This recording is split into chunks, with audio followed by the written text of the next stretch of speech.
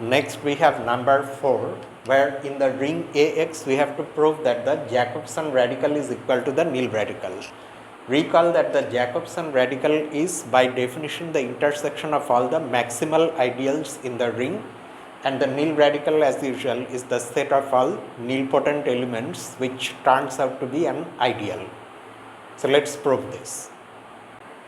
We start the solution by naming these two ideals. That is nil radical and Jacobson radical. Let the nil radical and Jacobson radical in our ring be N and J respectively. And then this is the first thing we note, which immediately lets us conclude something. Since every maximal ideal is a prime ideal, that we already know, and N, the nil radical, is the intersection of all prime ideals.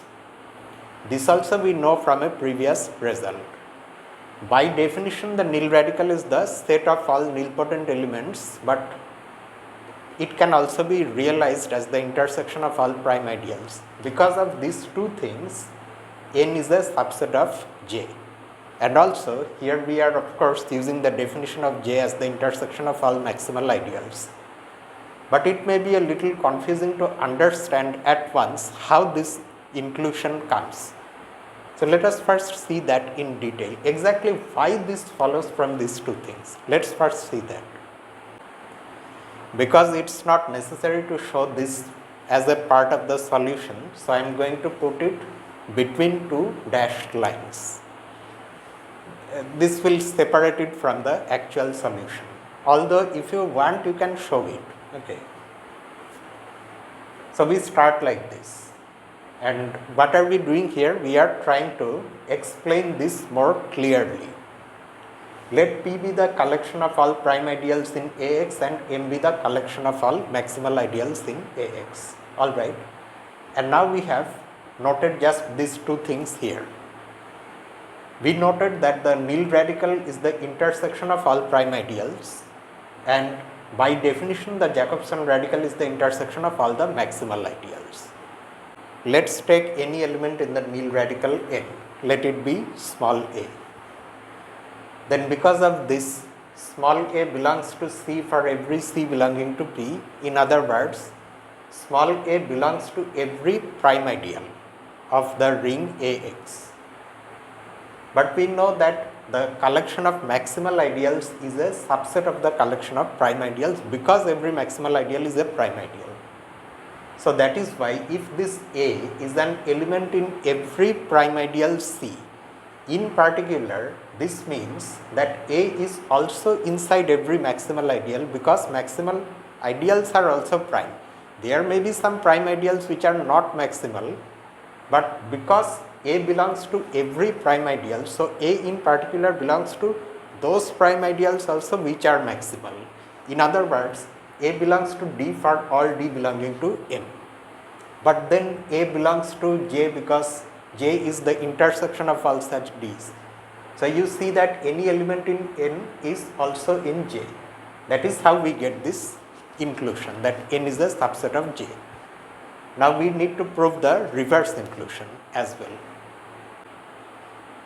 To prove the reverse inclusion, we take any element in J and start the converse part like this. Because this nil radical and Jacobson radical, they are inside the polynomial ring AX. So any element means a polynomial. So let F be a polynomial which is an element in J. A0 plus A1x and so on up to An x to the power n, where the Ai's are coming from the underlying ring capital A. Alright.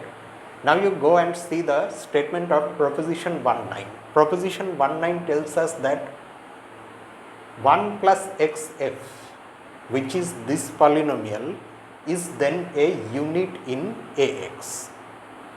In fact, proposition 19 characterizes the Jacobson radical using this condition actually. So if an element f is coming from the Jacobson radical, then this will happen.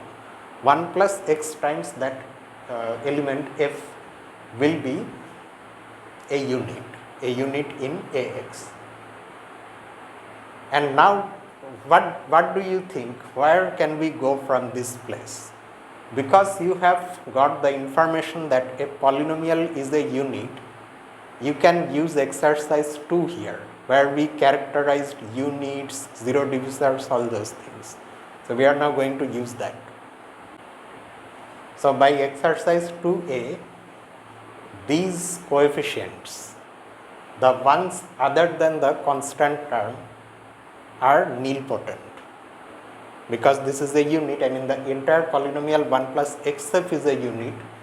So the constant term will be a unit, that is the condition that we know from exercise 2a, and the other coefficients will be nilpotent.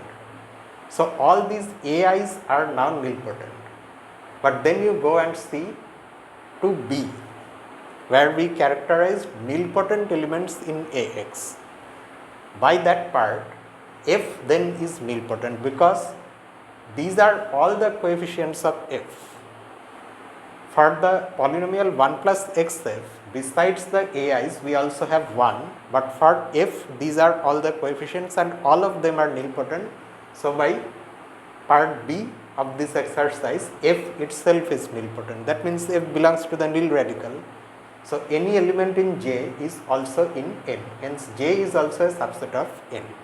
Now you combine our previous inclusion with this one and you have equality, that is the nil radical is equal to the Jacobson radical. So that's the solution.